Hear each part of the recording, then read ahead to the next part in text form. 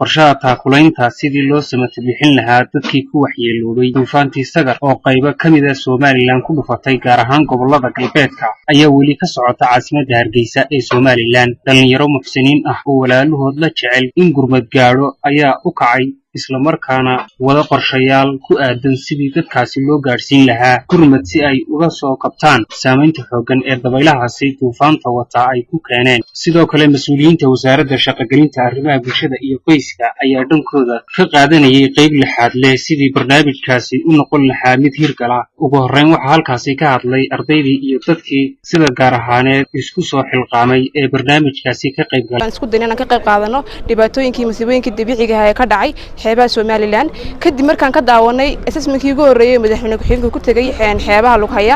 dhibaatadaasi waxay qalbiga gilgishay waxaan u adkeysan kari weynay inaanu guryahayaga iska fadhino kadibna aanu ku daawano dhibaatada haysta walaalahayo. waxaanu isku anagu arday baan nahay kulli financial ama awood maalmani ma hayno laakiin waxaan isku daynay inaanu ku tabarucno xoogayaga iyo waqtigayaga.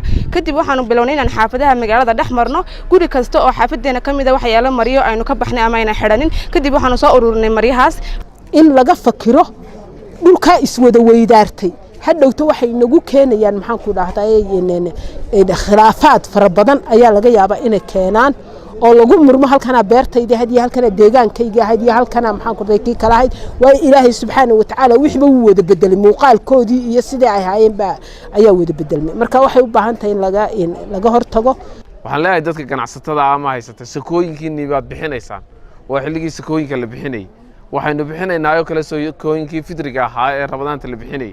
war maanta dadka magaalooyinka ku nool uma baahna dadka u baahan waa dadka halka jooga. maxamed cilmi aadan ilkaasi agaasimaha guud ee wasaaradda shaqagelinta arrimaha bulshada iyo qoyska oo dhankiisa qayb lixaad leh ka qaadanayay taakulaynta sidii loo samata bixin lahaa dadkii ku waxyeeloobay duufaantii galbeedka ku habsatay ayaa ka warbixiyay qaabka loo soo ururiyay iyo qaybaha kala duwan ee gurmadkani uu ka soo gudbay. ay isxilqaameen shaqaalaha wasaaradda ayuuna alaab soo ururiyay Dr. Habib oo isna halkan jooga oo kabo ugu deeqay dadka muxsiniinta wanaagsan Ilaahay de mataqaan dadka muxsiniinta wax bixinaya nin jimcaale leeyahay oo saaxiibnahay oo hay'adda security BRS madax ka oo isaguna lacag $100 noo soo diray oo aan soo siinay bacaha iyo hudheyrka Ilaahay isaagisa khayr siiye.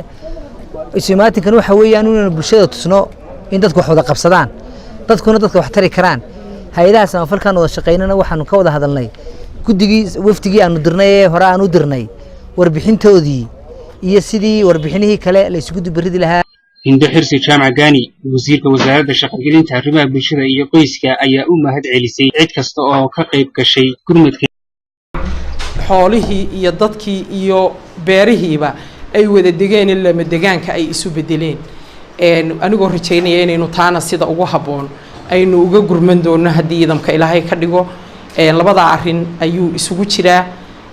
waxaan marka hore si gaar ah ugu mahadnaqayaa ardayda jaamacadda Golis iyo shaqaale weynaha wasaaradda shaqagelinta arrimaha bulshada iyo qoyska oo sida aad aragteen alaabadan aad banaanka ku soo dhaafteen iyagu ka gurmaday oo guryahoodii ka keenay. waa Mustafa Axmed Samakaab wararka STN TV magaalada Hargeysa.